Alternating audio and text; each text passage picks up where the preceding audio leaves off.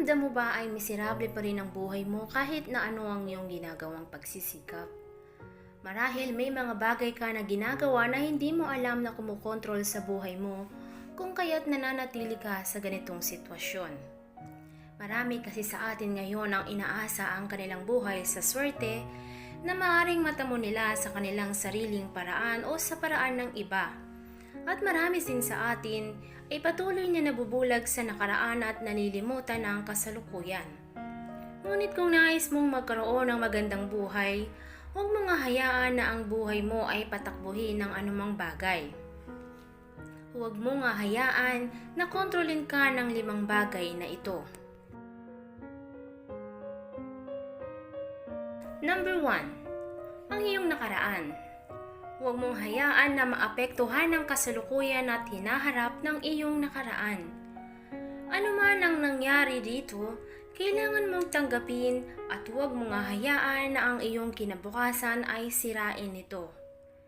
Kalimutan ang kadilimang sa iyo'y hatid ng nakaraan, nang sa gayon, ang liwanag ng sumisikat na araw ng bagong bukas ay mabigyang daan patungo sa iyong buhay. Ang kahapon ay lumipas na. Ano man ang nangyari rito, ito man ay kahihiyan, kalungkutan, sakit man o kahit anumang kaso yan ay huwag mo na itong babalikan. Dahil ang sakit ng nakaraan ay muli mo lamang mararamdaman kung palagi mo itong inaalala.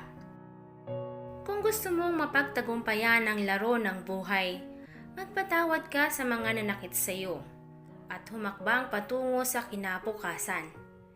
Ngunit kung mamumuhay ka sa galit, talo ka. Kung gusto mong manalo, ay pagtuunan mo ng pansin ang pagbuo sa iyong kinabukasan.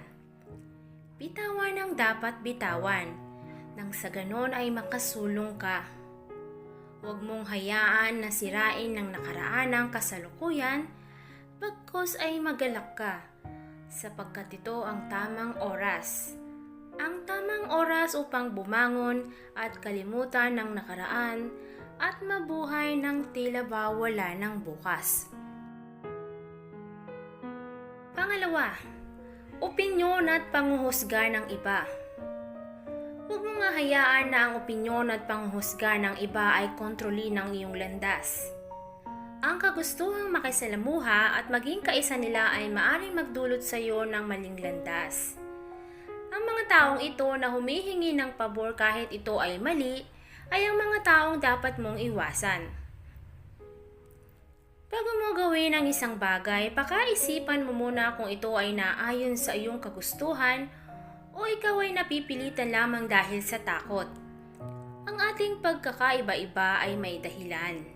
Isinilang ka upang manindigan, makilala at mahalin kung sino ka.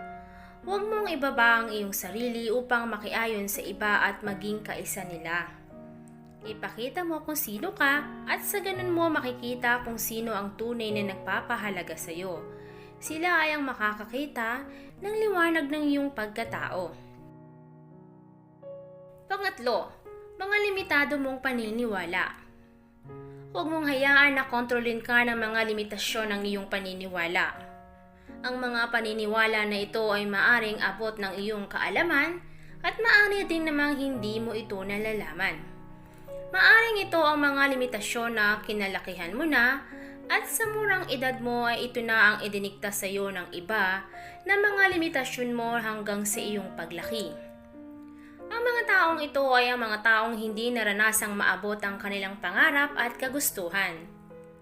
Ngunit dapat ay kilatisin mong mabuti ang iyong sarili, ang iyong mga limitasyon at ipakita mo sa kanila na mali sila, na kaya mo pang higitan ang bagay na sinasabi nila.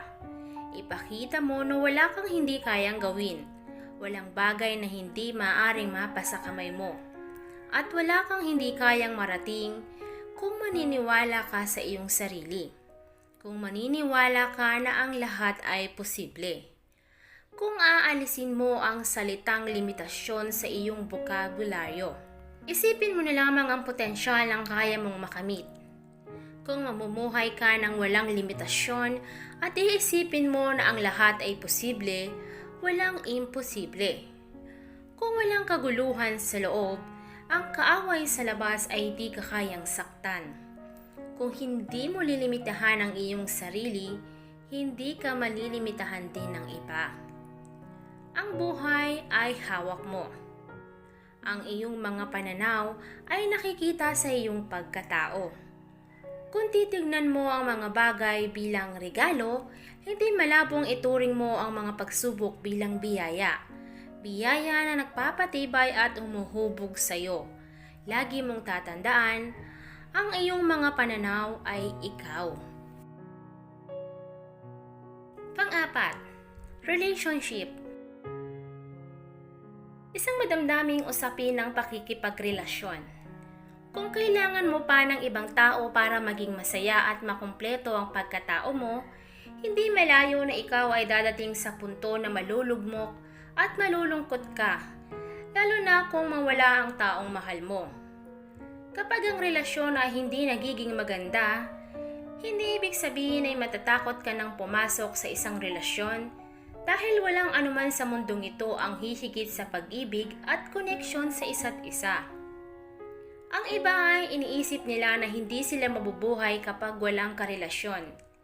Kaya minsan ay napupunta sila sa isang maling tao dahil ayaw nilang mag-isa. Ang sinasabi ko naman ay kailangan mo lang patibayin ang mentalidad pagdating sa pag-ibig na hindi na kailangan ng iba para maging masaya ka. Kaya natin madama ang kaligayahan sa sarili natin mismo, katulad din ng sayang dulot ng pakikipagrelasyon. At ang panghuli, ang pera. Ito ngayon ang kumukontrol sa karamihan sa atin ngayon sa mundo. Alam mo ba kung ano ito? Ang pera. Hindi ibig sabihin na hindi mo ito kailangan at hindi rin nangangahulugan na ang pera ay kasamaan. Batid natin na maraming magagawa ang pera at marami ring matutulungan ng ibang tao. Ngunit huwag nating hayaan na ang pera ang maghari sa bawat desisyon ng ating gagawin. Kung isinasaalang-alang mo ang pera sa pagpili ng mga bagay-bagay, ikaw ay nagkakamali. Dapat mong sundin ang iyong puso tungo sa tunay mong hangarin. Ang magsilbi at gawin ang makakaya para sa kapwa.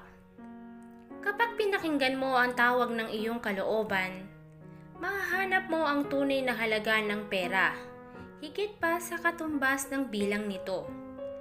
Hindi mo dapat gamitin ang pera para magkapera o magpayaman. Subukin mo ang sarili mo nang mamuhay sa kaparaan ng gusto mo nang hindi napapasailalim ng pera at malaya mong nasusulit ang buhay mo. Simulan mo lagi ang iyong araw ng may positibong pag-iisip at pananaw sa buhay.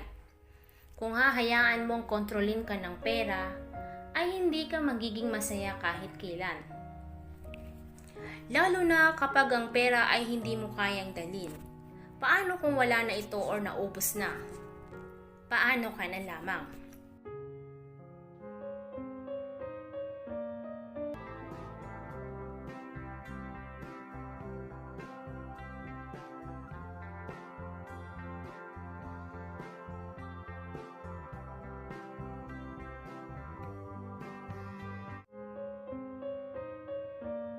Dati ang aking buhay ay kulang sa sigla. Gandang taglay ko ay hindi nila makita. Ngunit nang ikaw ay makilala, ang beauty ko'y lililingon na. So pick and pack, shop till you drop. Sa easy shop, gagandang buhay. Pick and pack, shop till you drop. Sa easy shop, mundong magiging makulay. Pick and pack, shop till you drop. Sa easy shop, gagandang buhay. Pick and pack, shop till you drop.